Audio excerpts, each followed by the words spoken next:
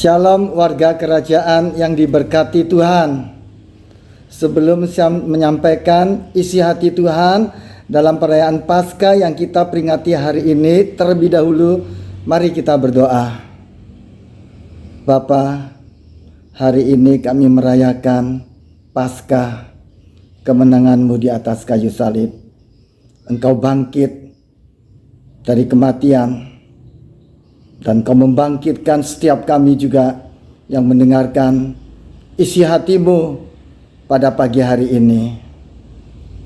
Berbicaralah kepada kami Bapa, apa yang Kau ingin sampaikan, apa yang Kau sudah taruh dalam hati, dalam roh hamba untuk hamba sampaikan. Hamba siap.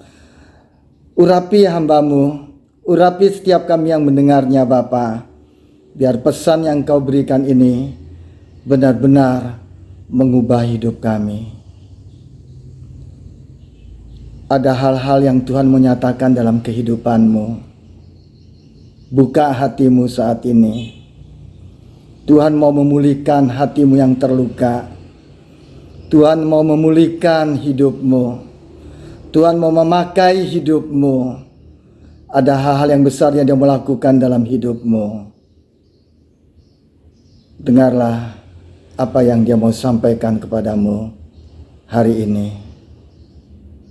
Terlebih-lebih kepada saya yang menyampaikan isi hati Tuhan, itu untuk diri saya terlebih dahulu. Dan kita sama-sama belajar, dan kita sama-sama mau melayani Tuhan, dan kita sama-sama mau bergandengan tangan, karena ke depan ini ada hal-hal yang Dia mau lakukan. Tapi mari kita mau mendengarkan isi hatinya terlebih dahulu. Terima kasih Bapa, urapi kami semuanya. Urapi hamba-Mu. Hamba siap menyampaikan isi hati-Mu. Dalam nama Tuhan Yesus. Amin. Shalom. Tuhan taruh di hati saya, karena ini hari kita merayakan Paskah. Kita merayakan Paskah, apa yang Tuhan sudah lakukan 2000 tahun yang lalu. Setiap tahun kita merayakan Paskah. Apakah dari tahun ke tahun saudara dan saya sudah terlepas dari apa yang membelenggu hidup saudara dan saya?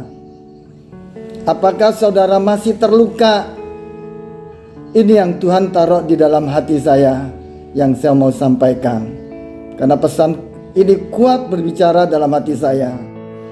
Karena setelah saya sampaikan ini, mari kita sama-sama mau berlomba, mari kita sama-sama bergandengan tangan untuk saling mengasihi, mengampuni, dan melayani.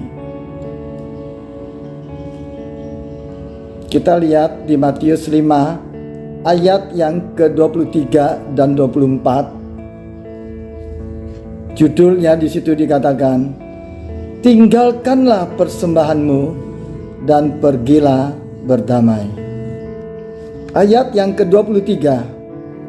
Sebab itu, jika engkau mempersembahkan persembahanmu di atas mezbah, dan engkau teringat akan sesuatu yang ada dalam hati saudaramu terhadap engkau.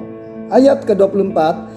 Tinggalkanlah persembahanmu di depan mezbah itu, dan pergilah berdamai dahulu dengan saudaramu, lalu kembali untuk mempersembahkan persembahanmu itu.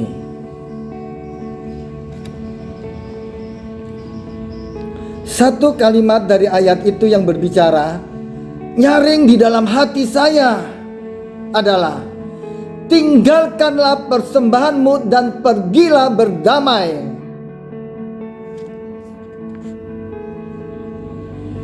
Para penyembah itu hidup di mezbah.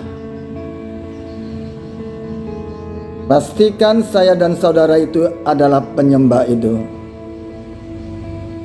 Dan melalui mezbah, Tuhan bergerak untuk membereskan hati terhadap ketidakberesan, ketidakbenaran, dan ketidakmurnian. Jangan biarkan rumput liar bertumbuh subur di hati saudara dan saya. Jangan biarkan lubang yang membesar berada di hati saudara dan saya. Dan biarkan saudara, sekali lagi, dan biarkan saudara memendam ketidakberesan, ketidakbenaran, dan ketidakmurnian di dalam hati saudara. Kalau hal itu terjadi, Yesus memberikan peringatan, tinggalkanlah persembahanmu dan pergilah berdamai. Renungkan, adakah sesuatu yang terganjal di hatimu, yang membuat setiap doa-doamu yang kau persembahkan di hadapan mezbah, di hadapan Tuhan, sampai hari ini Tuhan tidak mendengarnya? Mengapa kalimat tinggalkan persembahanmu dan pergilah berdamai merupakan kalimat penting bagi saudara dan saya? Karena urusan mezbah merupakan urusan hati saudara yang dikasihi Tuhan. Sekali lagi, karena urusan mezbah merupakan urusan hati, kita harus memperhatikan apa yang menjadi penekanan Yesus, yaitu pentingnya kita menjaga hati dari ketidakberesan, dari ketidakbenaran dan ketidakmurnian. Supaya apa, saudara yang dikasihi Tuhan? Supaya persembahan kita di mezbah menjadi persembahan yang berkenan kepada Tuhan. Supaya berkenan di hadapan Tuhan. Dan supaya apalagi saudaraku satunya ini yang sangat penting sekali. Supaya iblis jangan beroleh keuntungan atas saudara dan saya.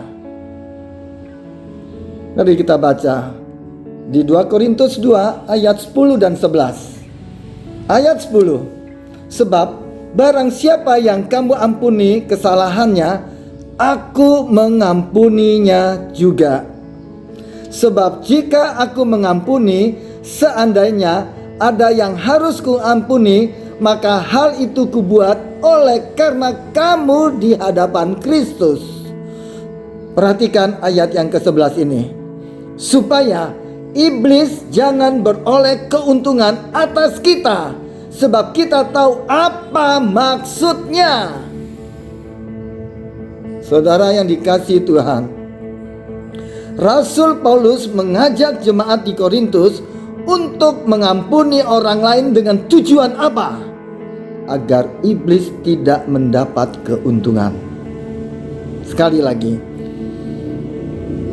Rasul Paulus mengajak jemaat di Korintus untuk mengampuni orang lain dengan tujuan agar iblis tidak mendapatkan keuntungan. Kalau kita menyimpan sakit hati terhadap orang lain, maka yang memperoleh keuntungan itu siapa, saudara? Yang mendapat keuntungan itu adalah iblis. Kalau ada perselisihan dan dengan berujung kebencian, maka yang memperoleh keuntungan adalah iblis. Pastikan jangan sampai iblis memperoleh keuntungan dari kita. Dan pastikan jangan sampai kita menyimpan kepahitan. Amin. Perhatikan saudara yang dikasihi Tuhan. Tidak ada satupun manusia yang tidak pernah terluka. Tapi perhatikan, satu hal yang Tuhan tanamkan di dalam hati saya, bahwa hanya orang yang pernah terluka yang bisa melayani orang-orang yang terluka. Sekali lagi, satu hal yang Tuhan taruh di dalam hati saya yang kuat berbicara, yaitu bahwa hanya orang yang pernah terluka yang bisa melayani orang-orang yang terluka. Yang saya maksudkan adalah mereka yang telah mengalami pemulihan dan kesembuhan dari Tuhan atas luka-luka mereka yang mereka alami, dan Tuhan sudah memulihkan dan menyembuhkan mereka. Mereka yang pernah terluka ini akan tampil menjadi orang-orang yang menyembuhkan orang-orang terluka lainnya. Dan mereka yang pernah terluka ini bangkit untuk mengolesi luka-luka dari banyak orang yang mengalami hal ini.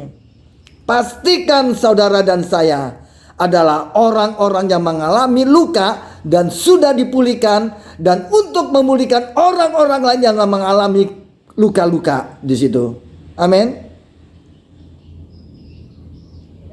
Di saat-saat yang penting dan menentukan ini, Tuhan memakai orang-orang yang pernah terluka dan yang sudah dipulihkan oleh Tuhan. Mengapa Tuhan memakai mereka yang pernah terluka, saudara yang dikasihi Tuhan? Karena mereka telah melakukan hal yang penting dan yang menentukan. Sekali lagi, mengapa Tuhan memakai mereka yang pernah terluka, saudara yang dikasihi Tuhan?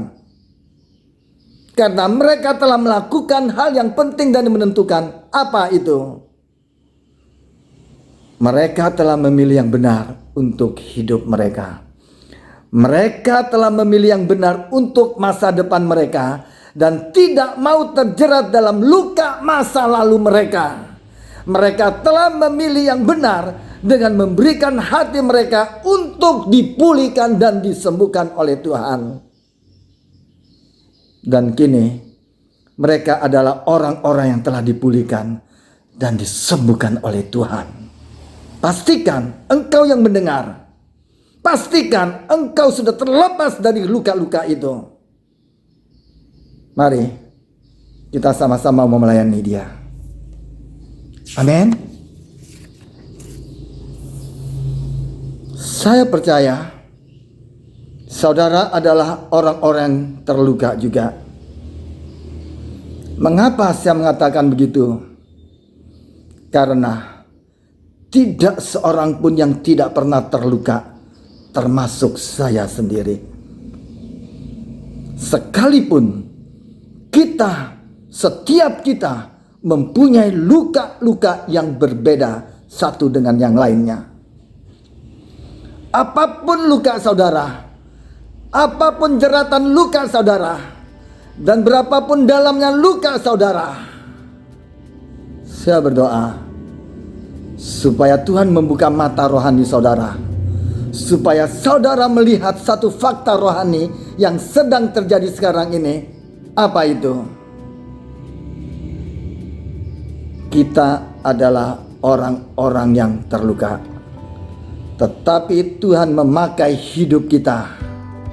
Karena itu kita membutuhkan pemulihan dan kesembuhan hati.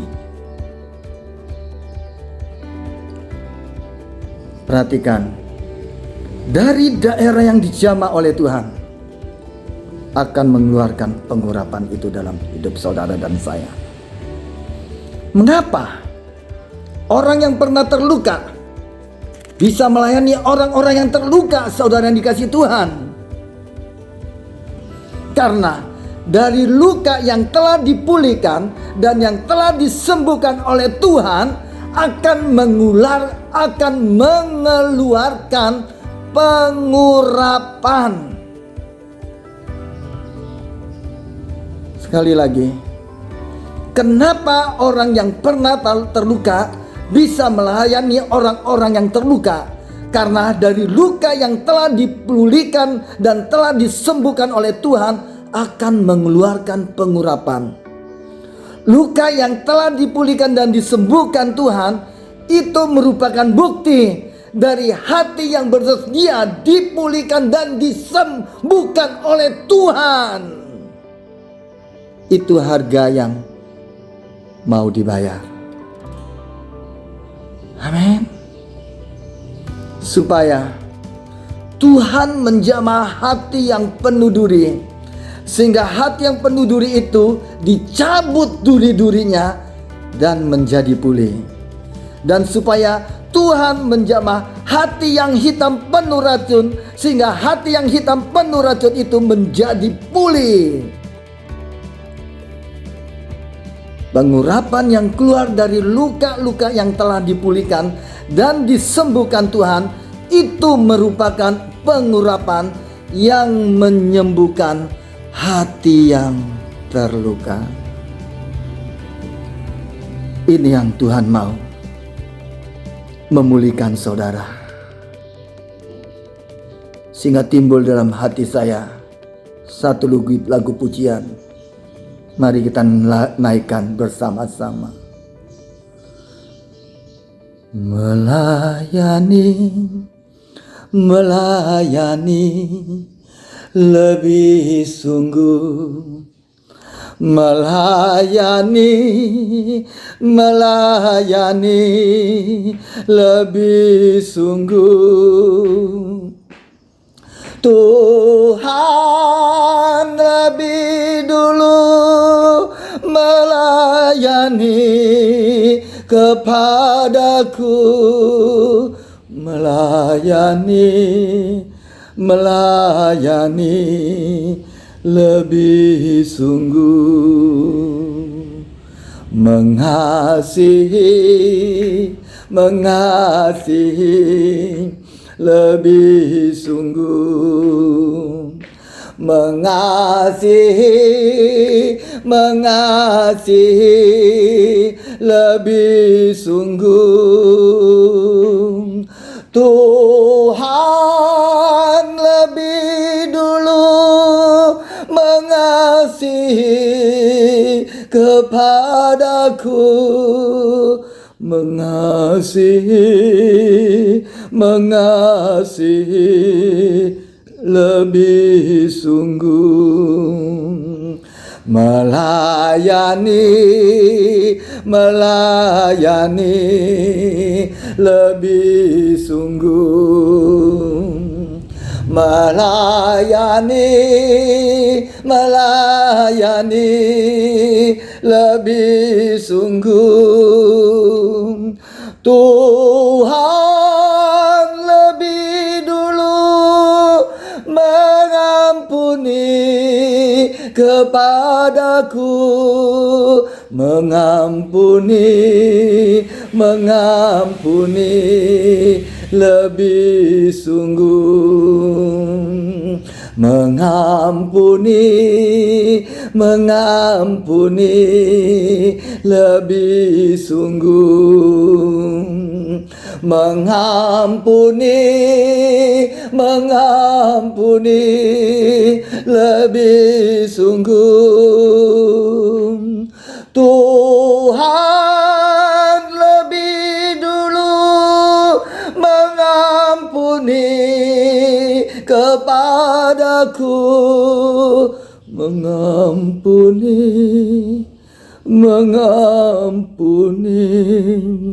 lebih sungguh, mengampuni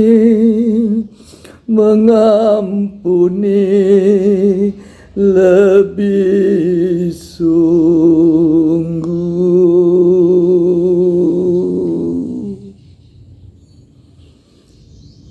Tuhan memberi kemampuan kepada engkau untuk mengampuni kepada setiap orang yang menyakiti hatimu, setiap orang yang mengatai-ngatai engkau, atau apapun yang engkau hadapi, engkau yang masih terluka, Tuhan mengampuni engkau, dan Tuhan mengampuni setiap orang yang mengampuni. Buka hatimu, terimalah kekuatan, kemampuan ilahian daripadanya untuk engkau bisa mengampuni sesamamu. Buka hatimu, katakan Tuhan, aku mau mengampuni.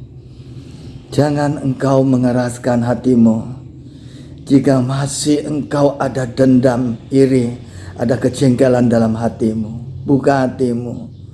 Tuhan sudah mengampuni engkau juga. Dan Dia mau juga engkau mengampuni orang lain. Terima kasih Bapa.